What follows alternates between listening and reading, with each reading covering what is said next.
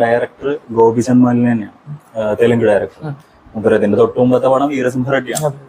അതിനുശേഷം അദ്ദേഹം തളപതി വിജയ്ക്കൊരു കഥ പറയാൻ പോകുമ്പോൾ അദ്ദേഹത്തിനെക്കാൾ ഇഷ്ടപ്പെടുകയും ചെയ്തിരുന്നു.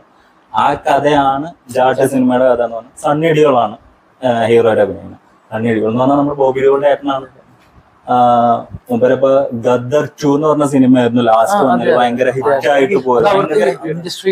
അത് ഗദ്ദർ 1 നമ്മളെ ഇൻഫ്ലേഷൻ വഴിയൊക്കെ നോക്കുമ്പോൾ അമ്മ ഹൈക്കോന്റെ അത്ര തന്നെ പറയാവുന്ന, അതായത് ഹിന്ദി സിനിമാ ചരിത്രത്തിൽ ഏറ്റവും കളക്ഷൻ നേടിയ സിനിമകളിൽ ഒന്നാണ് ഗദ്ദർ സിനിമ.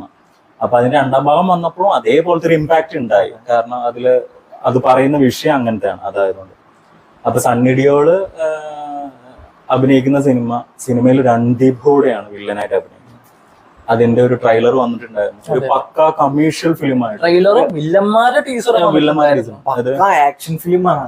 ഒരു പോലീസ് ഓഫീസർ ആയിട്ടാണ് സണ്ണി ഡിയോൾ. അപ്പൊ അതും ആണ് ഇപ്പൊ നീ ഇറങ്ങാൻ പോകുന്നത്.